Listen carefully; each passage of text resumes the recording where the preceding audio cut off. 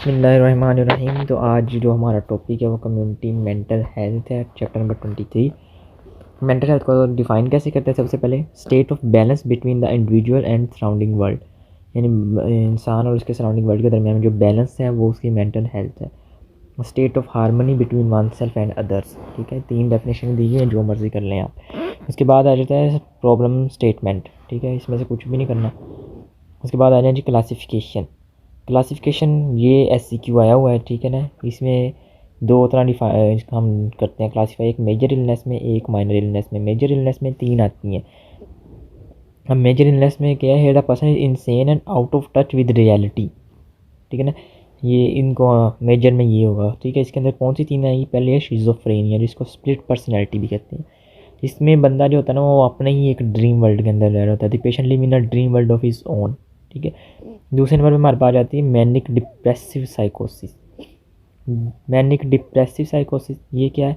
इसमें जो सिम्टम होता है ना, from highest excitement to depth of depression, ये रेंज होती है, ठीक है। तीसरे नंबर पे हमारे पास आता है पैरानोआ। पैरानोआ क्या होता है? ये होता है एक्सट्रीम सस्पिशियस पर्सनैलिटी होती है, ठीक है। ये 3 मेजर इलनेसेस हैं साइकोसिस।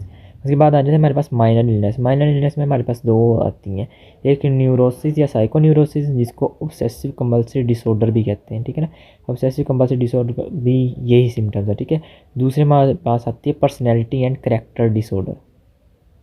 तो जो पहली है उसमें क्या होता है, patient is unable to react normal to life situation और नॉर्मल रिएक्ट नहीं कर सकता। उसके बाद सिम्टम्स कौन से होंगे? मॉर्बिड फियर्स होंगे, उसको कंपल्शन और ऑब्सेशन होगी, ठीक है ना। इसलिए ऑब्सेसिव कंपल्सिव डिसऑर्डर भी हम इसको कहते हैं। दूसरी हमारे पास आते हैं पर्सनैलिटी एंड करैक्टर डिसऑर्डर। इसमें क्या होगा? ये किस disorder result from unfortunate childhood experiences and perception, उसकी वजह से ये आएगा, ठीक है। ये 2 माइनर है हमारे पास, 2 हमारे पास मेजर है। अब नीचे आ जाए हमारे पास एटियोलॉजी ऑफ मेंटल इलनेस क्या है, ठीक है ना। मेंटल इलनेस की कॉजेज़ या एटियोलॉजी हमारे पास 4 इसके अंदर है, ठीक है। एक है ऑर्गेनिक काजेज़। ऑर्गेनिक में क्या, यानी कोई डिजीज़ होगी, कौन सी हो सकती है? और सेरिब्रल एटरोस्क्लेरोसिस हो जाए, नियोप्लाज्मा हो जाए, मेटाबॉलिक डिजीज़ है, न्यूरोलॉजिकल डिजीज़ है, एंडोक्राइन डिजीज़ है, ठीक है ना। इसमें कोई इसको डिजीज़ है, ऑर्गेनिक कॉज है कोई। दूसरा हेरिडिटरी है। हेरिडिटरी में क्या है, यानी अगर 2 पेरेंट उसके शिज़ोफ्रेनिक हैं तो 40 टाइम्स चांसेस इंक्रीज़ हो जाएंगे बच्चे को शिज़ोफ्रेनिया होने के, ठीक है। हेरिडिटरी। तीसरे पास हमारे पास सोशल पैथोलॉजिकल काजेज़ आ जाते हैं। सोशल पैथोलॉजिकल काजेज़ क्या है कि सोशल फैक्टर इस तरह के हैं जो कंट्रीब्यूट कर रहे हैं उसको पैथोलॉजी काज करने में। कौन से? वरीज, एंग्जाइटीज़, इमोशनल स्ट्रेस ज़्यादा होना, tension, frustration, unhappy marriages, broken homes, poverty, industrialization, rejection, neglect, ये वो फैक्टर हैं सोशल जो के वजह बनते। तो ऑर्गेनिक कंडीशन हमारे पास आ गई, हेरिडिटरी आ गई हमारे पास, सोशल पैथोलॉजिकल काजेज आ गए हमारे पास, और तीसरे नंबर पर हमारे पास आते हैं इन्वायरमेंटल फैक्टर्स, ठीक है। ये SCQ आया हुआ हमारे पास। एटियोलॉजी ऑफ मेंटल इलनेस का अलग से आया हुआ, और ये जो इन्वायरमेंटल फैक्टर है इसका अलग से आया हुआ है। इन्वायरमेंटल फैक्टर्स कौन कौन से कंट्रीब्यूट करते हैं? नंबर 1 टॉक्सिक सब्सटेंसेस, कोई टॉक्सिक सब्सटेंस ले लिया जिसमें मर्करी एंड लेड आ रहा है। नंबर 2 साइकोट्रोपिक ड्रग्स ले लिए, कोई अल्कोहल या बारबिचूरेट्स। नंबर 3 पे न्यूट्रिशनल डिसऑर्डर हो गया, यानी डेफिशिएंसी ऑफ B1 या B6 थायामीन और पाइरोडॉक्सिन, इनकी किसी की डेफिशिएंसी होगी, डायरेक्ट इफेक्ट करेंगे उसकी मेंटल हेल्थ को। उसके बाद मिनरल्स की डेफिशिएंसी होगी, यानी डेफिशिएंसी ऑफ आयोडीन, वो आपकी मेंटल हेल्थ को इफेक्ट करेगी। कोई ट्रॉमेटिक फैक्टर हो गया, रोड या ऑक्यूपेशनल एक्सीडेंट हो गया जिसमें उसके दिमागी कोई चोट आई है जिससे आ जाएगा, ठीक है। तीसरा रेडिएशन एक्सपोजर है जो आपके मेंटल लेवल को डिस्टर्ब करता है, ठीक है। तो ये आपके एनवायरमेंटल फैक्टर आ गए हैं, ठीक है। उसके बाद याद आते हैं crucial point in the life cycle of a human being को, यानी वो वाली एजेस या वो वाले पॉइंट्स जिस पे बंदे को स्पेशल केयर चाहिए होती है ताकि उसकी मेंटल हेल्थ ठीक हो जाए। कौन कौन सी है? सबसे पहले प्री नेटल पीरियड, ठीक है। अगर women during pregnancy stressful anxiety में रह रही है, उसका डायरेक्ट इफेक्ट जाएगा बच्चे के ऊपर, ठीक है। उसके बाद फर्स्ट 5 ईयर्स ऑफ लाइफ जो होते हैं, वो हम कहते हैं कि जो पहले 5 साल होते हैं वो पर्सनैलिटी डिटर्मिनिंग ईयर होते हैं किसी भी बच्चे के, ठीक है ना। उस टाइम से वार्म इंटीमेट कंटिन्यूस रिलेशनशिप होती है उसकी with his mother and father during this period, ठीक है। इस दौरान किसी भी तरह के अगर इस रिलेशनशिप में कोई जिस तरह का इफेक्ट आएगा उसी तरह की उसकी पर्सनैलिटी डेवलपमेंट होगी। तीसरा नंबर है स्कूल चाइल्ड, ठीक है। स्कूल चाइल्ड होगा जो स्कूल लाइफ या तो उसे सेटिस्फाई कर देगी या उसको इमोशनली फ्रस्ट्रेट कर देगी, ठीक है ना। इसमें डिपेंड किस पे करेगा? इन्वायरमेंट में, क्लासरूम के और टीचर पेपर रिलेशनशिप पे, ठीक है। तीसरी नया पहले प्रीनेटल पीरियड आ गया, दूसरे नंबर पे उसकी फर्स्ट 5 ईयर्स आएंगे, उसके बाद उसकी स्कूल लाइफ है, क्योंकि स्कूल लाइफ में वो पहली बार एक्सपोज होगा बाहर के लोगों के साथ, ठीक है। उसके बाद आ जाती है एडोलिसेंस। एडोलिसेंस सबसे जो है ना वो इम्पोर्टेंट रखता है। The transition from adolescence to adulthood is often stormy and require affection and full support. यहाँ पे आपको इफेक्शन और फुल सपोर्ट चाहिए होती है, otherwise lead to mentally ill health and juvenile delinquents, ठीक है ना। तो एडोलिसेंट का ये क्वेश्चन आया हुआ है क्योंकि एडोलिसेंट कैसे इफेक्ट करती है मेंटल हेल्थ को, ठीक है।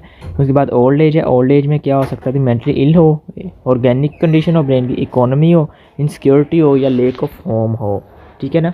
तो ये 5 फैक्टर। एडोलेसेंट के बाद हमारे पास ओल्ड एज आ जाती है। ओल्ड एज क्या होगा, उसमें कोई ऑर्गेनिक कंडीशन या कोई डिजीज़ आएगी, ठीक है।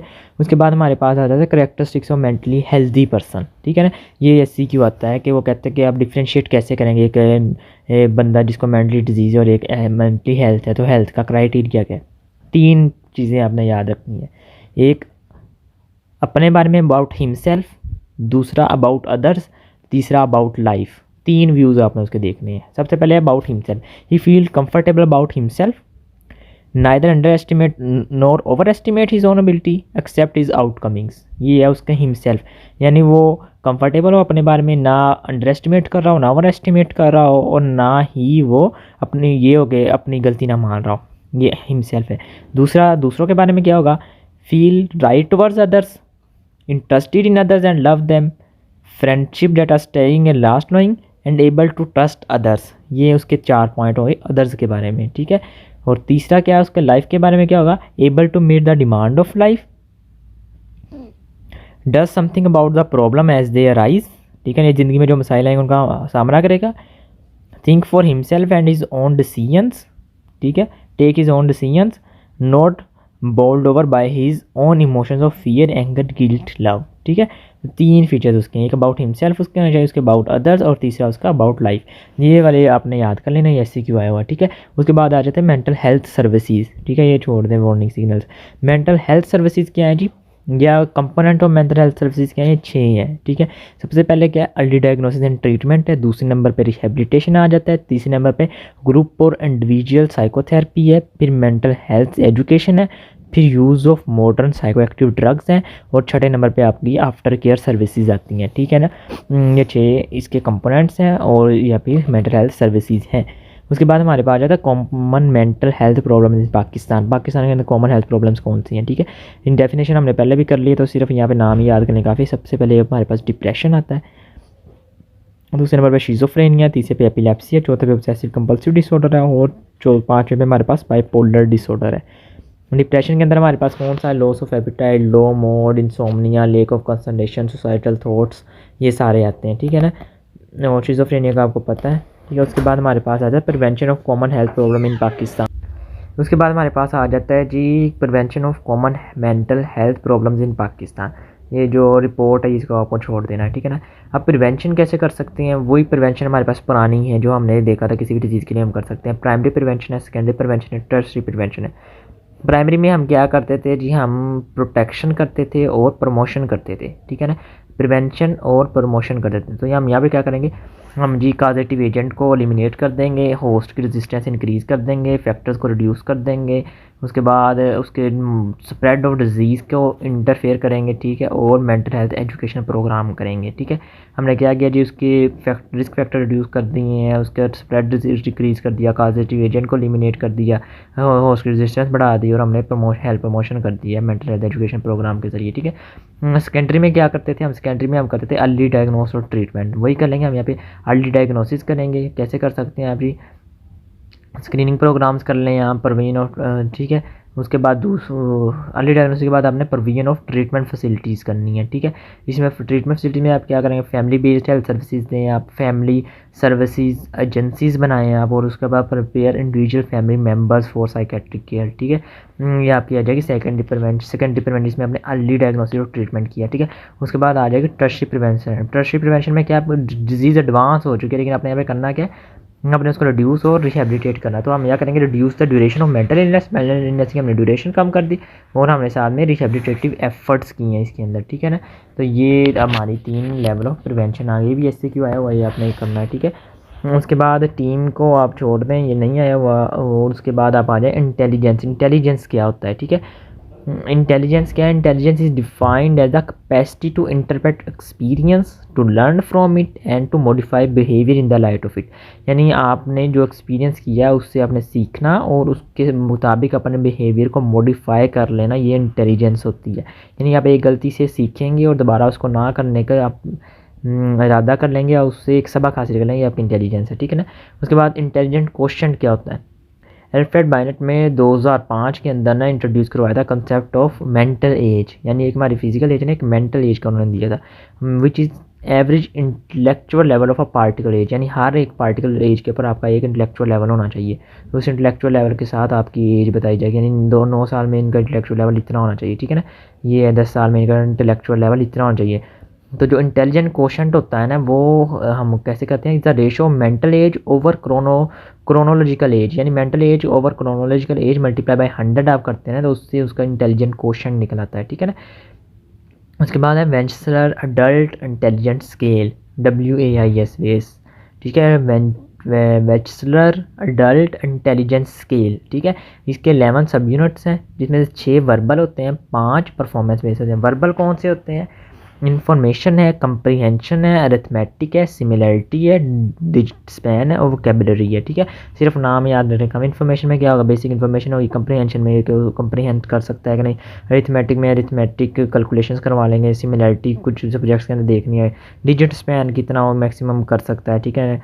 उसके बाद उसकी वोकेबलरी कितनी है। ये आपके वर्बल टेस्ट आ गए, नाम सिर्फ याद रखें इनके। उसके बाद परफॉर्मेंस, इसको आप PB पोर्ट से याद रख लें, ठीक है ना। PB पोर्ट, P से पिक्चर कंप्लीशन, B से ब्लॉक डिज़ाइन, फिर P से पिक्चर अरेंजमेंट, O से आपका ऑब्जेक्ट असेंबली और D से डिजिट स्पैन। PB पोर्ट, ठीक है। ये आपकी परफॉर्मेंस पे हैं 5 टेस्ट, ठीक है। उसके बाद हमारे पास आ जाते हैं जी चाइल्ड का IQ डिटरमाइन करना क्यों ज़रूरी है, ठीक है। ये पॉइंट्स पढ़ लीजिएगा, का सवाल नहीं आया हुआ। Difference between mental illness and mental deficiency, सवाल ये भी नहीं आया हुआ, लेकिन ये रीड कर लें। मेंटल डेफिशिएंसी के एक बंदा है वो, या फिर तो पैदाइशी यानी inborn with inferior mental equipment, या पैदाइशी ही उसका दिमाग जो है वो उस यानी इक्विपमेंट जो है उसका इन्फीरियर है, या फिर मेड इन्फीरियर या इन्फीरियर बना दिया गया by the influence of adverse environment, ठीक है। लेकिन बचपन में ही उसकी दोनों चीज़ें होंगी, तो उसको हम कहेंगे इसकी मेंटली डेफिशिएंट है ये बंदा, ठीक है। दूसरी है मेंटल इलनेस। मेंटल इलनेस में ये है कि बंदा पैदा नॉर्मल हुआ था, कुछ हिस्सा उसने ज़िंदगी का नॉर्मल गुजारा है, लेकिन उसके बाद उसे कोई इस तरह का मसला आया जिसकी वजह से उसको मेंटल इलनेस हुई है, जिससे उसकी पर्सनैलिटी डिसइंटीग्रेशन हुई है, ठीक है ना। ये हम कहेंगे मेंटल इलनेस और मेंटल डेफिशिएंसी में डिफरेंस। उसके बाद आ जाते हैं हम हाई यील्ड डेफिनेशन। एक होता है साइकोपैथेटिक पर्सनैलिटी। पैथेटिक से याद रखना जालम। तो जालम कौन होता है? जिसको अपना वो सिर्फ दिखता है, तो ठीक है। इसमें क्या होगा? Satisfy himself and not the society, यानी वो यहाँ पे सोसाइटी को सेटिस्फाई नहीं करेगा, सिर्फ उसे अपनी पड़ी होगी, ठीक है। उसको हम क्या कहेंगे? साइकोपैथेटिक पर्सनैलिटी, ठीक है। उसके बाद आ जाती है साइकोटिक पर्सनैलिटी। साइकोटिक पर्सनैलिटी क्या होगा? यानी साइकोटिक्स बंदा है, ठीक है। उसको ना अपनी फिक्र ना उसको सोसाइटी की फिक्र है। Satisfy neither society nor himself, ठीक है। उसके बाद आ जाता है न्यूरोसिस। न्यूरोसिस किस बंदे को कहते हैं? जो जिसको सिर्फ सोसाइटी की फ़िक्र होती है, ठीक है। पहले हमारे पास था जिसको सिर्फ अपनी थी, दूसरा था जिसको किसी की नहीं थी, तीसरा है जिसको सिर्फ सोसाइटी की होगी। उसके बाद हमारे पास है डिल्यूजन, इल्यूजन और हेलुसिनेशन, ठीक है। ये आपने पहले भी बहुत बार याद है। डिल्यूजन होता है कि फर्म फॉल्स बिलीव है अबाउट जो फैक्ट नहीं है। इल्यूजन है कि आप मिस इंटरप्रेट कर रहे हैं किसी स्टिमुलस को, और हेलुसिनेशन है कि आपने विदाउट एनी सेंसिटिव स्टिमुलस आपको फाल्स परसेप्शन हो रही है, ठीक है ना। हेल्यूजन में आप स्टिक को या किसी रस्सी को सांप समझ रहे हैं, कुत्ते को आप शेर समझ रहे हैं, ठीक है। हेल्यूसिनेशन में आपको क्या होगा कि आप स्टिमुलस कोई नहीं है, वैसे ही आपको कुछ सुन रहा है या कुछ स्मेल आनी शुरू हो जाएगी, या कोई टेस्ट कर रहे हैं आप, या कोई टच आपको लग रहा है कोई चीज़ आपको टच कर रही है, ठीक है। ये हेल्यूसिनेशन है, ठीक है। उसके बाद आ जाए ड्रग एडिक्शन क्या होती है। ड्रग एडिक्शन 3 फैक्टर्स के ऊपर डिपेंड करती है। एक तो स्टेट ऑफ पीरियोडिक और chronic intoxication detrimental to the individual and society produced by the repeated intake of habit forming drugs, यानी habit forming drugs के repeated intake से इंटेक है जो डेट्रीमेंटल इंडिविजुअल और उसकी सोसाइटी के लिए, ठीक है। इसको पीरियोडिक और क्रोनिक यूज़ को हम ड्रग एडिक्शन कहते हैं, ठीक है। इसको क्लासीफाई क्राइटेरिया क्या है इसके लिए? 3 चीज़ें देखनी है आपने। सबसे पहले उसकी साइकोलॉजिकल डिपेंडेंस होनी चाहिए। साइकोलॉजिकल डिपेंडेंस के इतनी स्ट्रॉन्ग डिज़ायर हो रही है कि उसको हासिल करने के लिए किसी भी हद तक जा सकता है। दूसरी फिजिकल डिपेंडेंस है, फिजिकल डिपेंडेंस क्या है, अगर वो उसको नहीं ले रहा तो उसको विड्रॉल सिम्टम्स आने स्टार्ट हो जाए। और तीसरे नंबर पे होती है डेवलपमेंट ऑफ टॉलरेंस, यानी हर बार उसको अपनी डोज इंक्रीज़ करनी पड़ रही है, वो उसको टॉलरेंस डिपेंस हो ही जा रही है, ठीक है ना। तो ये 3 चीज़ें जब आ जाती हैं फिर हम कहते हैं कि उसको एडिक्शन हो चुकी है उस चीज़ की, ठीक है। उसके बाद एक होती है ड्रग हैबिट। ड्रग हैबिट क्या होती है, वो वाली ड्रग्स जिनके साइड इफ़ेक्ट या हार्म ह्यूमन और सोसाइटी को ज़्यादा नहीं होता, उनका कंटिन्यूस जो यूज़ होता है ना, उसको हम ड्रग हैबिट कहते हैं। जैसे कैफ़ीन है, इसमें क्या होगा कि इसमें उसको क्रेविंग्स नहीं होगी, लेकिन उसको टेंडेंसी होगी कि वो रिपीटेडली उसको लेगा, और लेकिन जब कन्वीनियंट होता है, ठीक है ना, किसी भी हद तक नहीं जाएगा इसके लिए। हार्मफुल इफेक्ट सिर्फ उस शख्स तक रहेंगे, और साइकोलॉजिकल डिपेंडेंस इसके अंदर आएगी, यानी उसे तलब होगी उसकी, लेकिन फिजिकल डिपेंडेंस नहीं आएगी, ठीक है। उसके बाद है ड्रग अब्यूज़। ड्रग अब्यूज़ क्या होता है कि मेडिकल ड्रग्स जो है ना हमारे, उनको नॉन मेडिकल रीजन के लिए खुद ही यूज़ करना शुरू कर देना, और क्वांटिटी और फ्रीक्वेंसी इस हद तक हो जाए कि impair an individual's ability to function effectively और रिजल्ट इन सोशल, फिजिकल और इमोशनल हार्म। यानी इसका इतनी क्वांटिटी में और फ्रीक्वेंसी में वो सेल्फ एडमिनिस्टर कर रहा है नॉन मेडिकल रीज़न के लिए कि उसकी फंक्शनल इफेक्टिवनेस भी कम हो रही है, उसके अलावा सोशल, फिजिकल और इमोशनल हार्म भी आ रहा है, तो हम कहते हैं ड्रग का अब्यूज़ हो रहा है, ठीक है।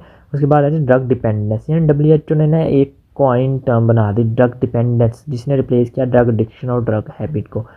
ड्रग डिपेंडेंस क्या है, गंदी सी डेफिनेशन है, बस कर लें, वैसे इसका सवाल आया नहीं हुआ, इसके नीचे वाले ये सवाल आए हैं, डेफिनेशन का नहीं आया, लेकिन ये अब याद करनी पड़ी क्योंकि WHO की है। ये क्या है, उसने डिफाइन किया state of psychic and sometime also physical resulting from interaction between the living organism and a drug, characterized by behavior and other responses that always include a compulsion to take the drug on continuous and periodic basis in order to experience its psychic effects and sometimes to avoid the discomfort of its absence, called drug dependence, ठीक है ना। पूछे कोई ढंग की definition भी नहीं बनाई जाती इनसे ना, तो अब ये याद कर लें, अजीब सी है कि एक साइकिक या फिजिकल स्टेट है, रिजल्ट किसकी वजह से बन करेगी, लिविंग ऑर्गेनिज्म और ड्रग के इंटरेक्शन की वजह से होगी, ठीक है। जिसमें होगा क्या कि कंपल्शन हो जाएगी to take drugs on continuous या पीरियोडिक बेसिस पे, ठीक है, ताकि वो एक्सपीरियंस करें उसके साइकिक इफेक्ट और some time to avoid discomfort जो उसकी एब्सेंस की वजह से आ रहा हो, इसको हम कहेंगे ड्रग डिपेंडेंस। उसके बाद आता है डिपेंडेंस प्रोड्यूसिंग ड्रग्स। ये सवाल आएगा कि कौन सी ड्रग्स हैं जो डिपेंडेंस प्रोड्यूस करवा देती हैं। इसमें टोलिन है जो ग्लू स्निफिंग भी कहते हैं, उसके बाद अल्कोहल है, कोकेन है, कैनाबिनॉइड्स है, हाइप्नोटिक्स हैं, ट्रांक्विलाइजर्स हैं, नारकोटिक एनाल्जेसिक स्टिमुलेंट्स हैं, ठीक है। ये आपने याद कर लेने, आप में से अक्सर आपको वैसे भी पता होंगे, ठीक है। इसके बाद एक हार्ड ड्रग होती है, एक सॉफ्ट ड्रग। जो नारकोटिक्स है हमारे पास ओपियम, मॉर्फिन, हीरोइन को हम हार्ड ड्रग्स कहते हैं। जो नॉन नारकोटिक्स हैं जिसमें हाइप्नोटिक्स, बार्बिट्यूरेट्स, स्टिमुलेंट्स, हेलुसिनोजेंस, ये सारे सॉफ्ट ड्रग्स हैं, ठीक है। उसके बाद factor associated with high risk of drug abuse, ये सवाल आया हुआ है, ठीक है ना। वो कौन से फैक्टर हैं जो हाई रिस्क और ड्रग अब्यूज़ के साथ एसोसिएटेड हैं। उसमें सबसे पहले सोशल फैक्टर है, ठीक है।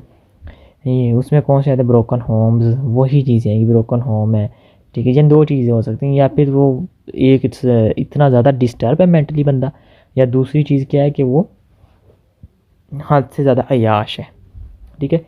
तो broken homes, relax parental control, peer pressure, area with high rate of crime, जिस एरिया में ज़्यादा क्राइम हो, area with when there are drug using gang, जहाँ पे ड्रग यूज़ हो रही हो वहाँ पे रह रहे हो, यानी या वो उस एरिया जहाँ पे क्राइम बहुत ज़्यादा हो रहा है, या फिर जहाँ पे ड्रग बेची जा रही है या उसकी कारोबार होता है, ठीक है। इन तीनों चीज़ों में, या फिर पीयर प्रेशर है, या रिलैक्स पेरेंटल कंट्रोल है, ब्रोकन होम्स है, या फिर आप घर से दूर रह रहे हैं, या माइग्रेशन टू सिटी है, सर्टेन ऑक्यूपेशन जिस तरह टूरिज्म है, ये है सोशल फैक्टर, ठीक है।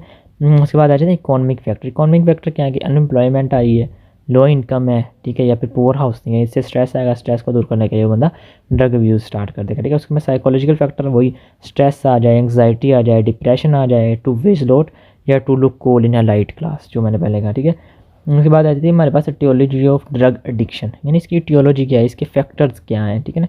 वो थे हमारे पास, अच्छा ये सवाल आया कि 4 फैक्टर बताएं कौन से हैं ड्रग अब्यूज़ के। उसके अंदर आप social factor, economic factor, security factor और नीचे यहाँ पे कल्चरल फैक्टर लिख सकते हैं, ठीक है ना, मिला के। या टियोलॉजी भी वही है, यानी काज, ये वो ऊपर उसने बताया कि जो उस बंदे को रिस्क पे कर देते हैं कि उसने शुरू कर देना है। नीचे है कि कॉज क्या बनता है, कॉज इकोनॉमिक फैक्टर है, इकोनॉमिक फैक्टर क्या है कि जो लोग ड्रग का कारोबार कर रहे हैं, जब ड्रग के ऊपर बैन लगता है या उसको इनहिबिट किया जाता है, तो उसके जो कारोबार है वो और ज़्यादा प्रॉफिटेबल हो जाता है। क्यों? क्योंकि जिसको तलब हो रही है उसको तो चाहिए ना, फिर वो महंगी खरीद के भी करेगा, ठीक है। तो उसको इतना ज़्यादा मुनाफा हो रहा होता है कि वो उस ड्रग्स का कारोबार बंद नहीं होने देगा। तो इकोनॉमिक फैक्टर आ गया। सोशल फैक्टर क्या आएगा?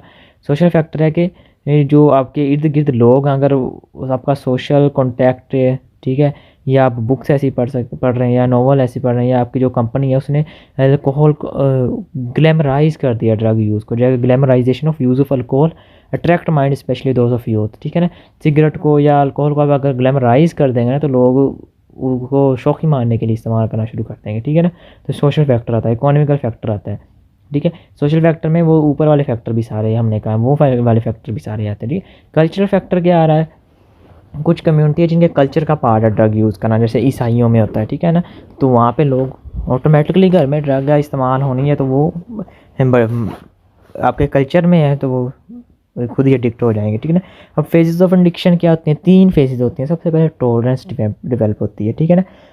टॉलरेंस के बाद हैबिचुएशन आती है, हैबिचुएशन के बाद डिपेंडेंस आती है, ठीक है ना।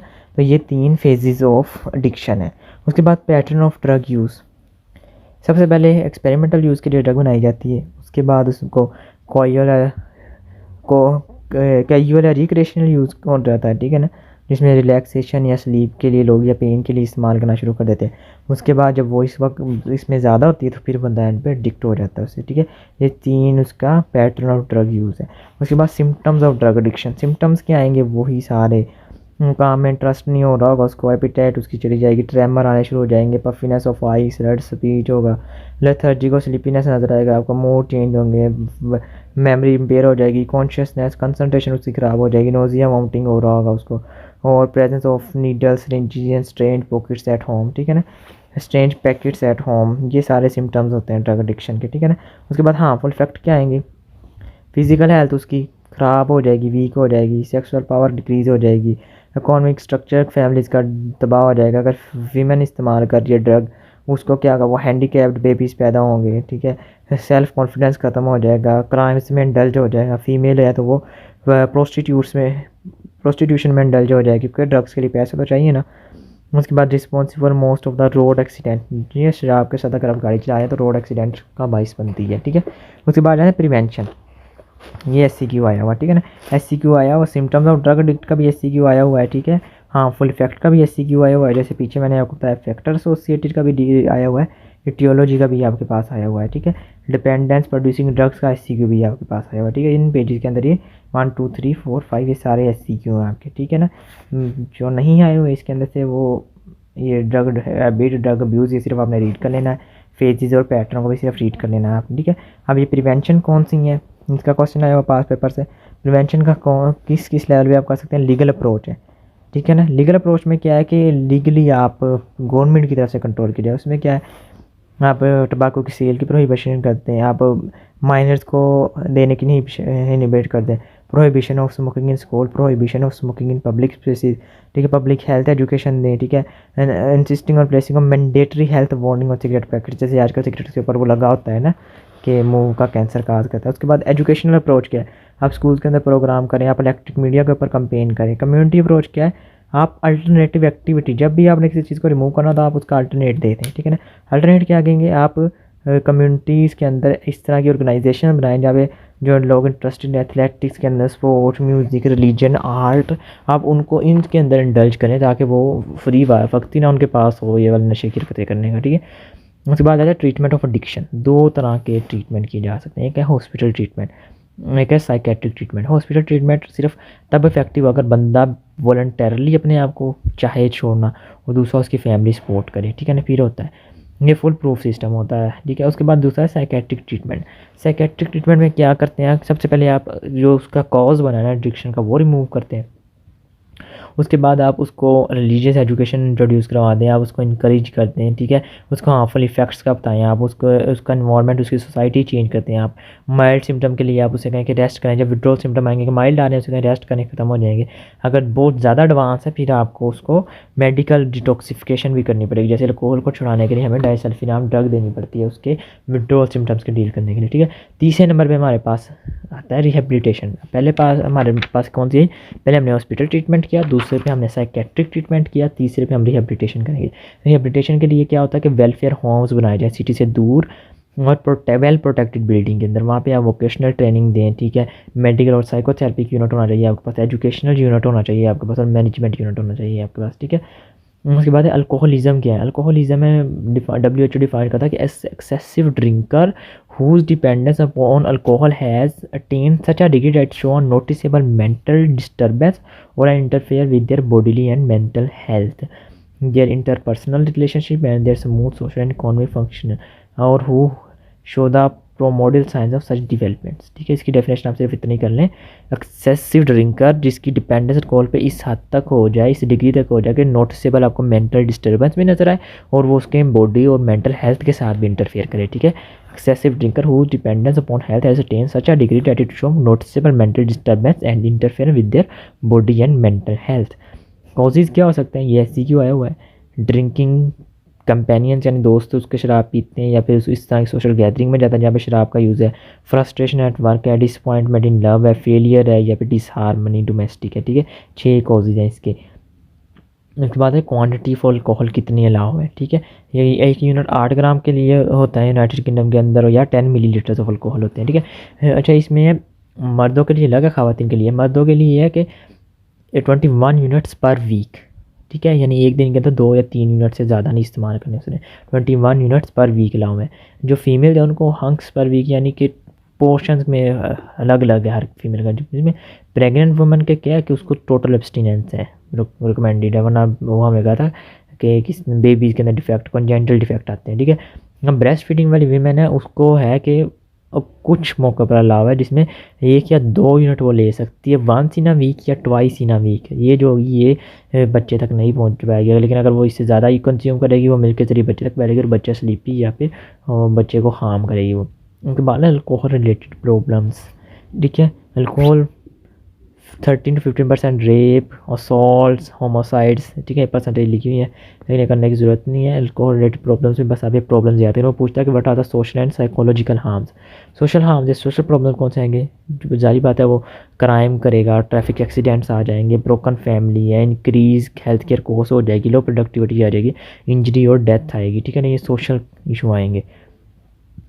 साइकोलॉजिकल एब्सटेनिज्म और सुसाइड आएगा। सुसाइड उसकी टॉक्सिक की वजह से आएगा, यानी इस कदर वो मेंटली डिस्टर्ब आएगा सोसाइटी की तरफ। एब्सटेनिज्म क्या आएगा? अवॉइड करेगा काम से वो, या काम कर ही नहीं सकेगा, जब नशे में है तो काम कैसे करते हैं। डिजीज़ कौन सी आएंगे अल्कोहल की वजह से? सिरोसिस ऑफ लिवर आएगा, टॉक्सिक साइकोसिस, gastritis, pancreatitis, cardiomyopathy, peripheral neuropathy, cancer of mouth, pharynx, larynx and oesophagus, ठीक है। ये इसका SCQ आया हुआ है, ठीक है। उसके बाद है तंबाकू smoking.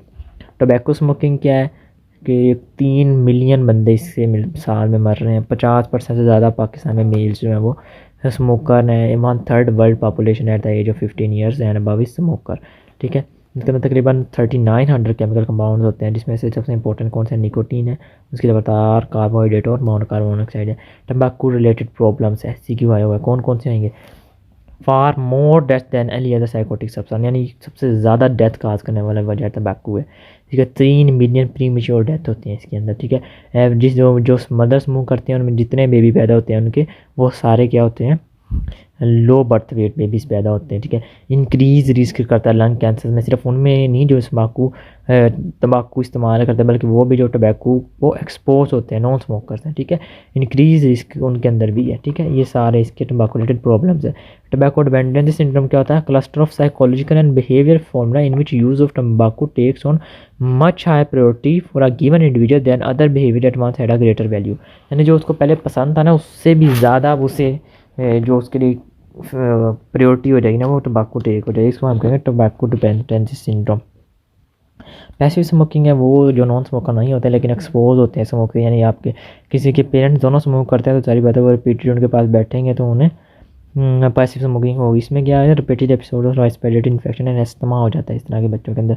Tobacco free initiative Pakistan TFI पाक 2000 में लॉन्च हुआ था, मई में। इसके ऑब्जेक्टिव्स क्या हैं? Ban on all kinds of tobacco promotion, comprehensive anti-tobacco legislation, building a national awareness campaign and undertaking policy and research, ऐसे क्यों है इसके ऑब्जेक्टिव का। सबसे पहले आपने बैन लगाना है, आपने कम्प्रीहेंसिव एंटी टोबैको लेजिस्लेशन लेनी है, ठीक है। उसके बाद आपने एक नेशनल अवेयरनेस कंपेन लॉन्च करनी है और अंडरटेकिंग पॉलिसी और रिसर्च, ठीक है। 4 है, ban, comprehensive legislation, building national awareness campaign और अंडरटेकिंग। उसके बाद आ जाए जी, एक सवाल आया हुआ है 5 क्वेश्चन के अंदर कि WHO ने तंबाकू को कम्बैट करने की पॉलिसीज़ क्या दी हैं, ठीक है ना। ये पास पेपर में लिखा हुआ है, ये आप लिख लें।